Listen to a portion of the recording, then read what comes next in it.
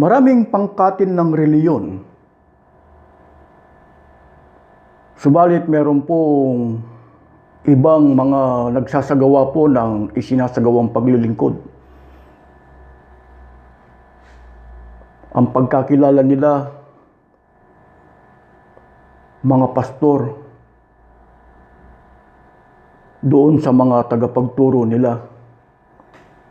Kaya kung minsan yung iba tinatanong nila, bakit ang katawagan sa inyo doon sa mga tagapagturo ay ministro? Meron po kasing nagtanong na isang pastor na saan mababasa sa Biblia na yung mga tagapagturo ng Ebanghelyo, ang tawag sa kanila ay ministro. Pero pastor na kung magpakilala. Pero sa kabila po na pastor na siya, nagbabasa siya ng Biblia, pero nagtanong pa rin. Saan daw mababasa sa Biblia na yung tagapagturo ng Ebanghelyo ay ang katawagan ay ministro? Kaya sasagutin po natin sa Colosas 1:25. Kasi po ang pagkakilala nila yung salitang pastor at salitang ministro ay magkaiba. Pero sagutin ko po sa Colosas 1:25, ano po? Na ako'y ginawang ministro nito ayon sa pamamahala na mula sa Diyos, na ibinigay sa akin para sa inyo upang maipahayag ang salita ng Diyos. Ito po kasi sa mga ibang pangkatin ng reliyon, sa kabila na meron po silang mga Biblia, hindi po binabasa. Kaya kung minsan yung mga tagapagturo nila nagtatanong pa kung saan daw mababasa na ministro ang tawag dun sa mga tagapagturo. Kaya mababasa rito sa Colosas 1:25. Ang nagtuturo rito ay si Pablo. Ano po? Ipinakikilala niya na siya'y ginawang ministro. Ang ibang salita po ng salitang ministro o ang kahulugan ng salitang ministro, may hipahayag ang salita ng Diyos. Ibig sabihin, tagapagturo. Marami pong sumasakay sa talatang ito. Marami.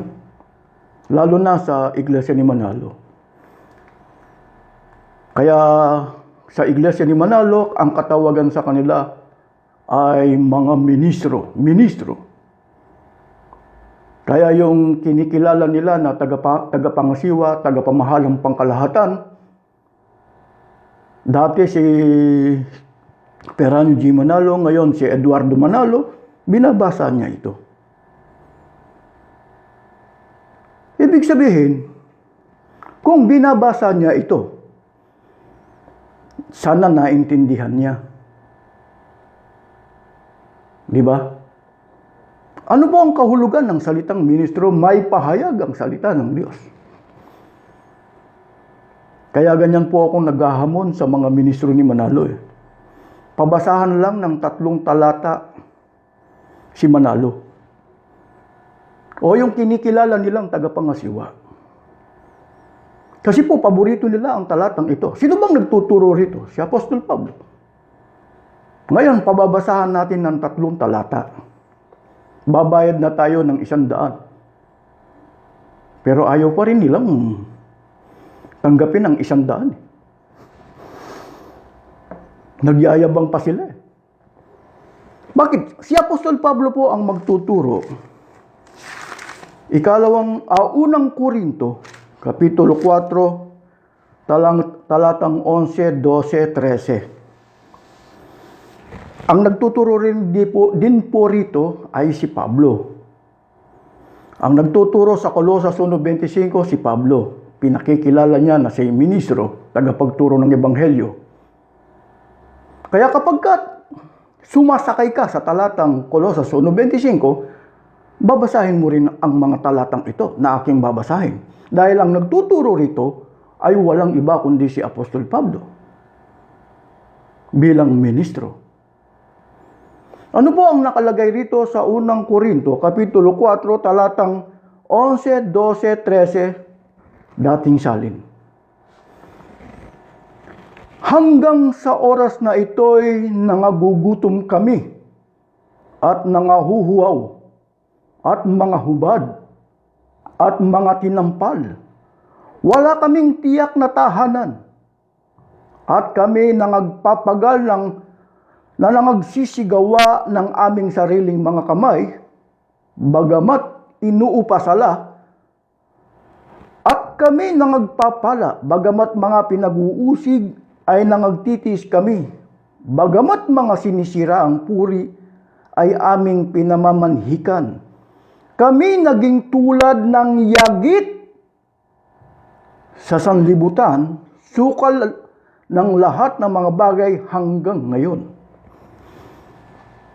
Kapag ka ang isang pastor o isang ministro, lalo na sa panig ng Iglesia ni Manalo, sumasakay ka sa talatang 1:25 Aklat ng Kolosas. Ang nagtuturo doon ay si Pablo. Kinakailangan sumakay ka rin sa turo ni Pablo. Huwag dun sa iisang talata lang. Paano sila sasakay sa 3 talatang ito? Kayo po, wala silang sariling tahanan. I-apply natin kay Manalo. Meron siyang mansion. Hindi lamang po mansion. Helicopter, eroplano, mga magagarang sasakyan. Paano nila babasahin ito? Na sila'y mga yagit sa sanlibutan. Maikukumpara mo ba? Hindi. Anong gagawin nila ngayon? Hindi na nila babasahin. Kaya ang gagawin po nila, mamimili na lang ng mga talata na kanilang babasahin. Napakasimpleng mga talatang ito. Mas maganda po, babasahin ko po at i-apply natin. Ibig sabihin, ikukumpara natin doon sa kinikilala mong mga ministro, mga pastor, tagapangasiwa, lalo na kay Manalo. Kailangan ulitin po natin, lalo na yung iba. Unang Korinto 4, 11, 12, 13. Hanggang sa oras na ito'y nangagugutom kami at nangahuhuaw at mga ubad at mga tinampal. Wala kaming tiyak na tahanan at kami nangagpapagal, nangagsisigawa ng aming sariling mga kamay, bagamat inuupasala at kami nangagpapala, bagamat mga pinag-uusig ay nangagtitiis kami, bagat mga sinisira ang puri ay aming pinamamanhikan. Kami naging tulad ng yagit sa sanlibutan, sukal ng lahat ng bagay hanggang ngayon. Kaya ang gagawin po nila, hindi na nila babasahin ang mga talatang ito. Hindi ba ang dapat gawin sa mga salita ng Diyos, ituro, ikalat sa buong sanlibutan? Kaya pagka pinababasahan mo ng talata, ayaw nilang magbasa. Bakit? Ang gustong-gusto lang nila, ang sasakyan nila, Kolosas 1:25. Bakit ayaw po nilang basahin ang mga talatang ito? Dahil iba po ang layunin nila sa paggamit ng Biblia. Ano pong layunin nila?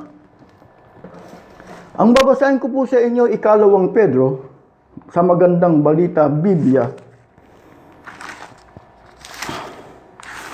Pakinggan po ninyo 2 Pedro, Kapitulo 2, talatang 3, 2 Pedro. Sa kanilang kasakiman, lilingdangin nila kayo ng matatamis na pangungusap upang makuha ang inyong kayamanan. Matagal nang handa ang hatol sa kanila at ang pupusa sa kanila ay hindi natutulog. Ano po ang layunin nila? Kukunin na ang inyong mga kayamanan. Kaya nagiging mayaman sila. Kaya ang gagawin po nila sa ibang mga talata, hindi po nila babasahin. Kaya kung ano yung pabor lang sa kanila, na sa tingin nila pakikinabangan nila. At hindi lang makikinabang, kundi yayaman pa sila. Dahil makukuha ang kayamanan, lalo na yung mga sumasampalataya sa kanila. Kaya ganyan pong hindi lumalaganap ang salita ng Diyos. Ang lumalaganap, yung pag-i-invest nila na gamit ang voluntary contribution. Pagninegosyo.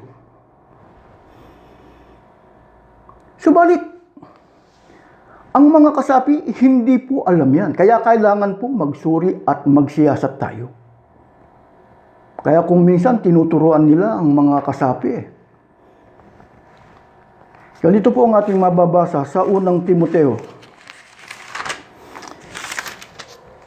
Dito po sa unang Timoteo 6, talatang 5, basahin ko po sa inyo. Mahilig din silang makipagtalo sa mga liko ang pag-iisip at di kumikilala sa katotohanan. Mga taong nag-aakala na ang reliyon ay paraan ng pagpapayaman. Kung sabagay malaki nga ang mapapakinabang sa reliyon, kung tayo'y marunong masiyahan. Wala tayong dalang anuman sa sanlibutan. Wala rin tayong madadala pag-alis dito. Alam niyo kung bakit ko binabasa to? Mga talatang ito. Kasi po kung magsalita ang mga yan ang akala mo yung pagtuturo nila naaayon sa Biblia. Sinasangkalan lang po ang Biblia para yumaman. Ginagamit ang reliyon para yumaman. Kaya ang mga tao o mga kasapi tinuturuan nila ng Biblia. Kaya ang payo po ni Juan, unang 1:4, inyong subukin kung totoo yung turo.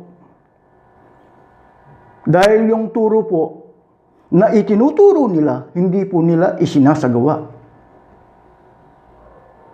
Batay po sa 23 ng Mateo. Kaya po, uulitin ko pong basahin Mahilig din silang makipagtalo sa mga liko ang pag-iisip at di kumikilala sa katotohanan. Mga taong nag-aakala na ang reliyon ay paraan ng pagpapayaman. Kung sabagay malaki nga ang mapapakinabang sa reliyon, kung ang tao'y marunong masiyahan. Wala tayong dalang anuman sa sanlibutan. Wala rin tayong madadala pag alis dito. Kaya dapat na tayong masiyahan kung tayo'y may kinakain at dinaramit. Kapag ka napapakinggan ninyo ang inyong mga ministro, totoo ba na ito'y ginagawa nila? Pansinin po ninyo, mas maganda po, babasahin ko po yung, bago natin ituloy ang pagbasa rito, babasahin ko muna yung 23 ng Mateo kung anong laman doon. Pakinggan po ninyo dito sa Mateo, para sigurado po yung ating pagtuturo. Mateo 23:3. Pakinggan po ninyo. Kaya't gawin ninyo ang itinuturo nila at sundin ang kanilang iniutos. Ngunit huwag ninyong tularan ang kanilang gawa, sapagkat hindi nila isinasagawa ang kanilang ipinangangaral. Kaya maging maingat po, lalo na kapag ganitong nasa pangapagtuturo ng Biblia. Maaring babasa sila ng Biblia. Pero titingnan po natin ng tagapagturo. Papansinin po natin, susurin natin ang tagapagturo kung ginagawa niya. Katulad po ng pagtuturo rito. Sa unang Timoteo, Kapitulo 6, uulitin ko po Kung sabagay malaki nga ang mapapakinabang sa reliyon, kung tayo'y marunong masiyahan. Wala tayong dalang anuman sa sanlibutan. Wala rin tayong madadala pag alis dito. Pinaghihirap ka ng inyong kinikilalang pastor. Samantalang yung kinikilala mong pastor, lalo na yung kinikilala mong tagapangasiwa, tagapamahala, napakayaman. Nagtatamasa ng yaman.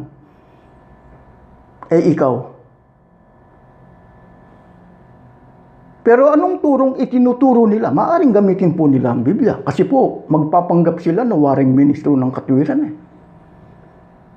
Ganito po ang ating mababasa. Uulitin ko, kung sa bagay malaki nga ang mapapakinabang sa reliyon, kung tayo'y marunong masihan, wala tayong dalang anuman sa sanlibutan. Wala rin tayong madadala pag alis dito. Kaya dapat na tayong masiyahan kung tayo'y may kinakain at dinaramit.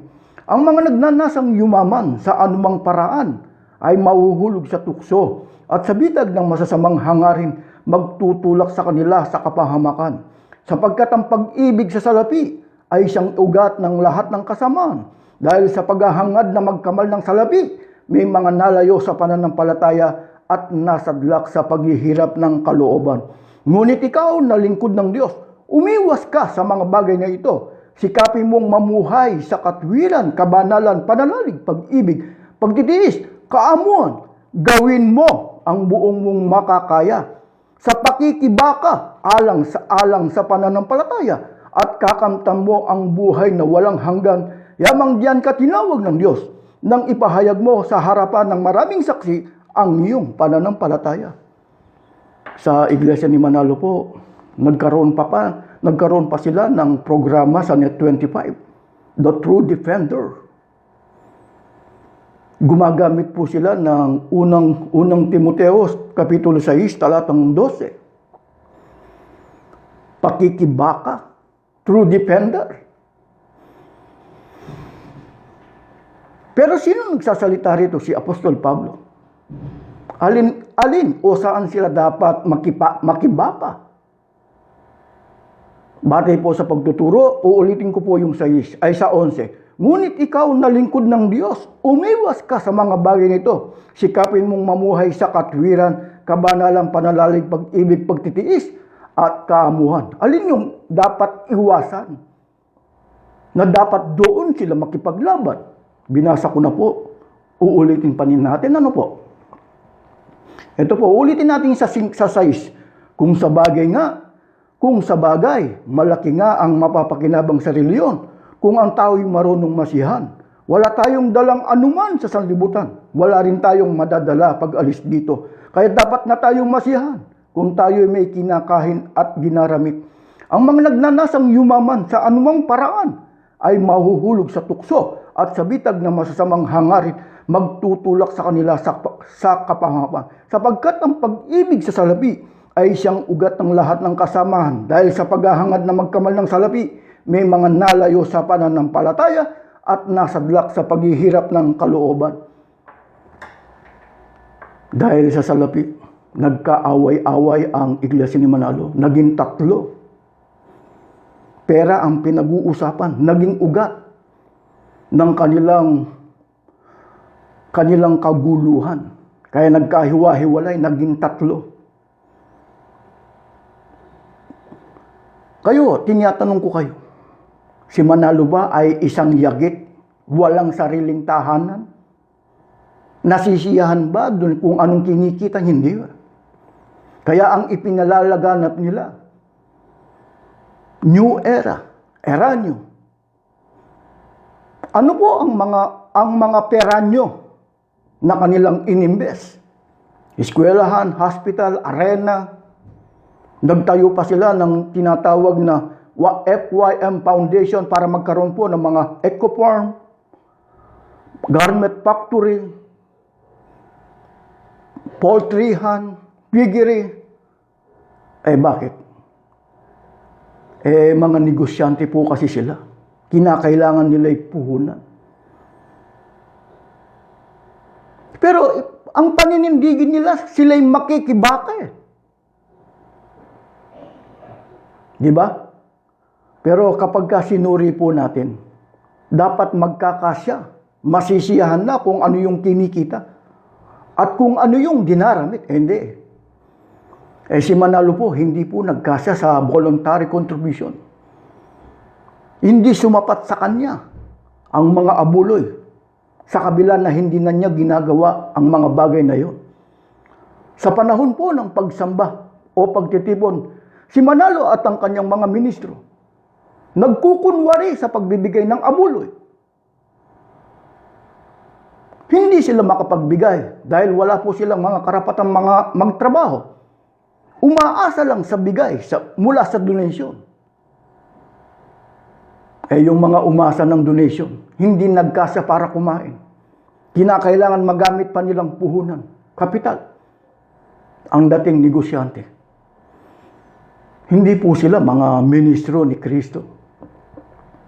Kaya pinababasa ko lang po yung 3 talata sa unang Korinto, Kapitulo 4, 11, 12, 13. Kung magagawa nilang basahin.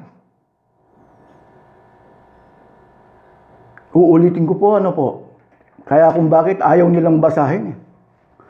Uulitin ko po yung unang Korinto. Kasi po ang iba nawawala sa sarili. Lalo na ang pinag-uusapan ay pera na. Kaya ang gagawin po, magpapatayan.